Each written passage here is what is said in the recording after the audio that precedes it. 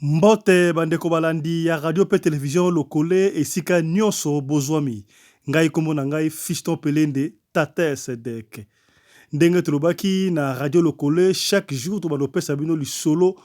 vrai. Oto benga histoire vrai oyo esala mabongo na mboka engomba Kinshasa, to na Poto, to na Amerika, to na Afrique du Sud. Mingi to balosa bongo ba histoire vrai oyo esala ma awa na Afrique du Sud isika wapi biso tozwami. Merci na bandeko oyo babengaki po na histoire to bezaki bandeko oyo babundaki yena mwasi na ye na balabala o ndeko mwasi atikaki mwana 4 ans et puis akei ko lala pa mobali mususu. Merci na bandeko oyo babengaki pe po na lisolo oyo to betaki bana mibale bakufi n'espace ya 2 heures du temps. Lelo lisolo ezali nini? Lisolo ya lelo esalami na Tafontaine. Bandeko ta Fontaine lelo tokobeta lisolo esalami epai na bino kuna. Bandeko o bayebi Tafontaine te ezali moi quartier o ezalaka awa na Johannesburg eza en face ya Rosentenville. Bandeko Tafontaine lelo lisolo ezali ya bino. Histoire vraie esalami bongo na Tafontaine. Lisolo ezali nini?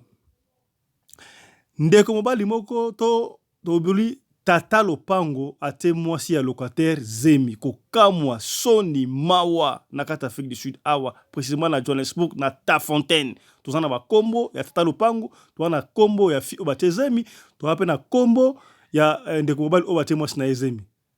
Mais tokotanga na nte prochainement tokotanga. Lelo tokobeta lisolo po epesa bandeko oyo bazali na ka oyo bazo mayele babandela sumaka baboyete. Lisolo ezali nini? Tata ko lopango amonaka na mwa mike na ye azali mpe na mwa mokolo par rapport ya couple oyo eyaki kofutela pa na ye. Alors il s'est organisé alobi ngai na kotikala ngambo awa na Afrique du Sud atindi mwasi na ye na bana bakenda mikili ya mpoto. Mwasi na bana bakenda mikili ya mpoto na France ye atikali ye moko. Tolma atikaki na ndaku ezalaki na 3 chambres salon. Kaka ndenge zalaka alobi aluka mutu moko atai wana po afutaka mwa quelque chose ye a bénéficiera na mike wana. Alors kaka ndenge baluka ba chambre jeune couple moko boye bazu chambre pa na ye. Bazalaki mobali mwana na mwasi. Jeune couple. Jeune garçon oyo ayako futela pa ya tata lopango asalaka musala ya livraison to delivery. Bat o bazalaka na Afrique du Sud bayebi Mr. B donc oyo soki order online OK ozui moi pizza OK otikana ndako bapeshe moi type do musala delivering OK na Nandos bape soki de ko deliver bloc rolia ça dépend musala papa asalaka yango na jeune garçon maratongo azonga kaka poko ba 21h 22h 23h papa ko lupangu atikaka na ndako abimaka te tellement comme rolia mboko ba locataire alexko bimate. Mama to jeune fille oyo basana mwana mukie yepe akendaka musala te avandaka na ndako. Tellement basi batondaka te boyebinde ezalaka tango bayeko luka ndako bamonaki vraiment tata ko lupanga meblanda ko ndenga ko sakana te otali pe ndako c'est bon bakiti pende ya cuirante ya bien kande boyebika nde ezalaka wana soki mutama poser. Donc tellement que basi bazalaka ba matérialiste en tout cas basi tout ça na se. Basi surtout basi ya mabala bakomi na kindumba koleka ba femme seule koleka ba jeune fille baza libre. À l'époque to bandeko quand on dirait ba sud-africaine de bazaka ndumba mais la recherche to sali concluse de kozwa congolaise et plus ndumba que sud-africaine. Bandeko boko limbisa et ça to finga te mais et ça histoire vraie ndenge sala mais pesi passe na motema. Papa ke musala jeune garçon qui est musala nzoka fi wana déjà enviaka na ye ko tata ko lupango mukolo qu'il était bon ebika mbali pasaka mukolo te mbali pa remaki ke moi azolela ba jantance nanga ba pench nangai akoti dossier nzoka bakoma na bango déjà ko bima bango mbale bayibaka na bango soko bataka pe mwana wapi oyebita ke na tiki mwana crèche tanga ko kozonga bango feti na feti na kolo ndaku. Qu'est-ce qui s'est passé? Avant de continuer na kotinda na kotika bino na nanu voix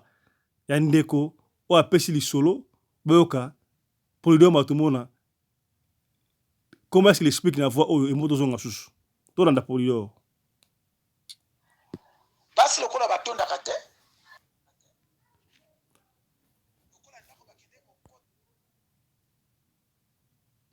bakende kokota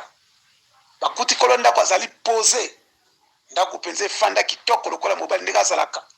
boyebika ndako ezalaki na couple ndenge ezalaka alors bango lokola mwa bozwi ezalaki moke bazofutela mwa chambre bandeko boyoka lisolo or ke ntango mobali abimaka ye na kolo ndako deja masolo efanda bakoma mwasi na mobali ayebaka te soki mobali abimi ye na kolo ndako batika na nsima kolo ndako na mwasi yangana obe kofina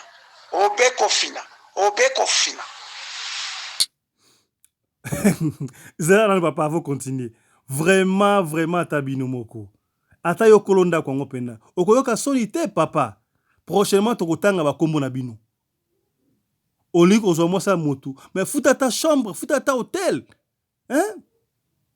Futa ta hotel tala lelo oyo sikoyo nzambe mpe saint esprit akotelaki mobali wana azonga kaka nde ezalaka abeti batour ebele abina azonga mwa ndako natala mwasi na ngai ndenge ezali mpo mibali entre parenthèse bapapa tosalaka attention soki bozalaki bien na mama na ndako soki omoni kaka mama badi baincompréhension na kati ya ndako yokutu boye otala makambo azoloba eza na sensi te keba seka alingi kotriche quelque part Félix waseka alobaka soki omoni mutu azoko koselaka likambo oyo osali te chaque fois fongola miso seke ye mutu abandi deja kosalaka mandenge wana esali pasi ndeko wana azongi akuti mwasi na ye na koyo lupangu makembe so wape lobaka koje kizunga mutu na ngai na ngola tolanda makambo mpe bomamaka te mwa basuse bandi kobima papa azomona lisusu clair te mwasi ne na ndako akomi balangage moko insolate mwa likambo moke boye atomboki boyebi kaka bandeko basi bazalaka soki se alingi bakomelaka na mwa impolitesse moko boye mwasi akomi koluka baproblème esika baproblème ezali te to mwasi akomi kaka kandakanda mukomprena oyo wapi bamama bosalaka biso boye mpo na nini bosalaka biso boye bino bapapa oyo bozala na bacouple na masolo tozobeta soki nani ekomeli yo te yebelaka basigne oyo nazoloba soko moni mama bozalaki malamu akomi kaka kolukela yo baproblème mwa likambo moka atomboki mangala makasi keba virisi se ekoti luka oyebango na lombangu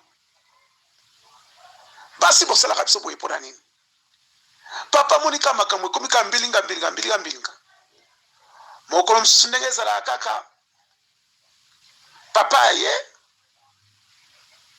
akote kimia na ndako mbala moko présence d'esprit akei kote ya chambre akolo ndako ayoko ndenge mwa bapruit motema okuta non na basusa bande koyoka na comportement mwasi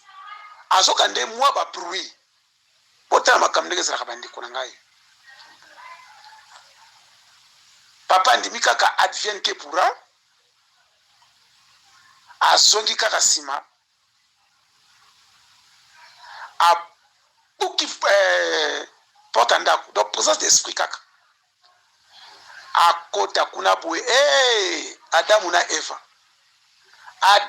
Eva nakosa bino te papa atomboki nde kotomboka botela sikoyo makambo yango ndenge ezalaka na place mwasi ayoka soni mwasi so abandi kogangela nde mobali nayebisi yo nga nalingaka lisusu yo mona te nga napesa kosuku nzoto te ese yebala yanga susu babiloko ya ndenge wana tala basi na biso mwa basalaka sikoyo makambo wana epesaka mwa force soki mwasi azo reconnaître yo ke mobali na ye mais soki mwasi awangani yo bandeko na ngai atozala makasi esilaki ebonga mwasi aza na soni azo reconnaître ke asolo bakangi ngai mais mwasi apesile munoko esi oza so mobali na ngai mais bafandaka chambre moko nga napesa kosu nzoto na nga okomprendaka lisusu te bandeko esali pasi ekomi mpenza ke kolo ndako na mwasi ya ndeko babengani ye na ndako tala. Voilà. Bandeko balandi ya radio le collège kwa boyoki lisolo o to beti to ndeko expliquer et ça là mbongo na ta fontaine zaka quartier o zaka en face ya Rosentenville to yebi ndaku to yebi kombo ya tata lupangu kombo ya jeune fille oyo prochainement to dénoncer to ali ko beta ba histoire vraie pour la kobongisa communauté to tika makambo oyo ndeko bandeko basi to tchana se to comme na problème na communauté, qu'est-ce qui ne va pas? Et puis boyoka mobali na yo akangi yo na mobali orofa na tani omikitsa yo kamu no makasi ona lingaka osute en tout cas ça la ngalo côté na pe osunto na ngate pour la lingaka osute quel mwasi ya libala tabino moko vraiment sonité sans pudeur. Et puis chose grave bogi ndekalobi ba bengani kolo mwasi na ndako do tata lopango ajo avantage tanga moni mwasi wana azoganga na mbali na ye pa boti mapapu baseke po ebika neza so bakangona mutakangona mwasi na ye bakota mukila siko yesu ka azima papu mwasi azu pouvoir abike na lingaka osuta azima papu azu audace ya kobenga na kolo ndako pardon ko benga na mobali ya tata ya mwana ya mwasi wana mobali ya jeune fille wana et pesi pasi toali ko beta lisolo o soki ndeko to soki mwasi yako lupangu o na France akolanda biso aye marambal na asali maramba soni poto na Afrique du Sud ndeko pena de komeliete sala attention ba jeune fille o ba papa batikara bino na ndaku bake ko luka pona intérêt ya yo na bana tout na se ba jeune fille congolaise et komi mabe ba congolaise tina ba nigérian tina ba zimbabwéen et au sala soni o le kanzala bo sala ba camarade ba nigérian camarade ba camerounais ba ghanéen ba zimbabwéen ba tunaka yo my friend what is malembe tango tuna oyebi what is malembe malembe za nini tango ko sai oyoki malembe wana oh non I was if your sister nazalaki na ser na bino le azoganga malembe elaki sinini soni mawa pona ba congolaise lelo to suki wana lisolo o esalami na na Tafontaine en face à Rosentenville to bando beta ba histoire vraie awa pona ona ne komeliete a tiré conclusion azala mayele po viebe bate oh no sodani na lisolo vrai histoire vraie à kotinda to beta po esali sabande comme susu benga biso na numéro na biso 067 64 320 85 benga biso to beta lisolo na yo pour édifier bana nzambe nyonso. Merci lisolo lelo esuki wana lobi to kutani pona lisolo mususu. Merci et à la prochaine. Chap chap et tchara.